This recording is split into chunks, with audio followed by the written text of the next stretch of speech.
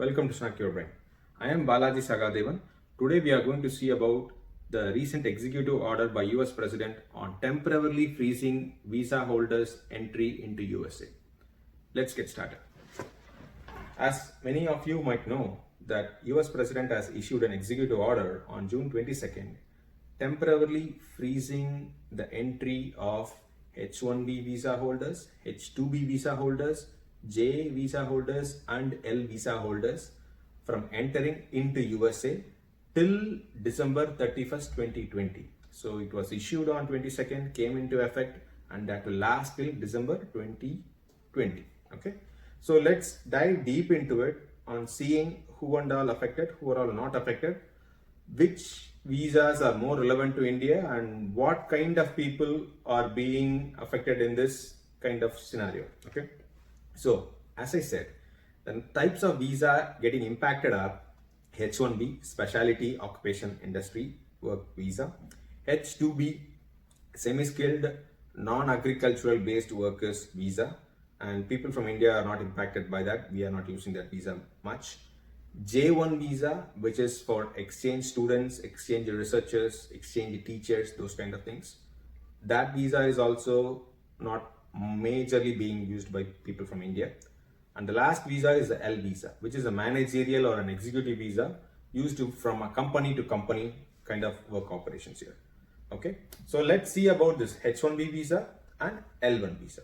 Okay, those are the visa people who are mostly affected with this with respect to Indian population. Okay, so first and foremost thing, people on H1B visa, L1 visa, L2 visa who are currently in USA, inside USA, are not at all affected. They can go with their daily duties, daily work as usual. So there is no effect to them. Okay, the people who are majorly affected are the people who got these above mentioned visa, H1, L1, L2 visa for the first time from outside USA. Your company might have applied it from India or any other country, and you are about to come into USA for the first time. Okay, those are the people.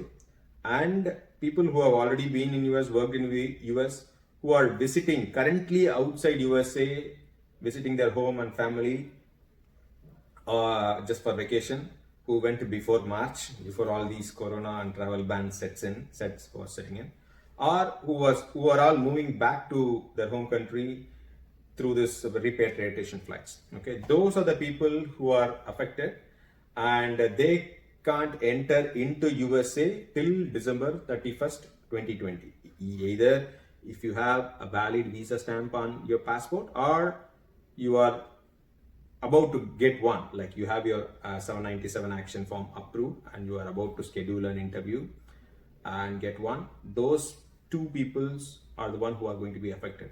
To be very frank with you guys, none of the consulates, US consulates, are encouraging H1B interviews now because of this COVID situation. Everyone is suspending their COVID, like H1B interview schedule.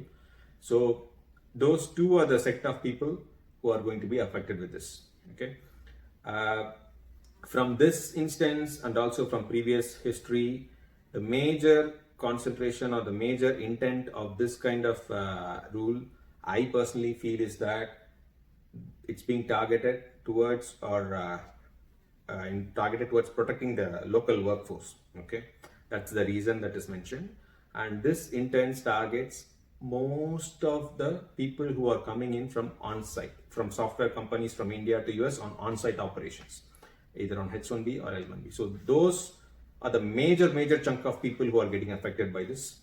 And the collateral damage sufferers of this is people who have already studied in US and working here in a specialty industries after their masters or PhD or MBA in US.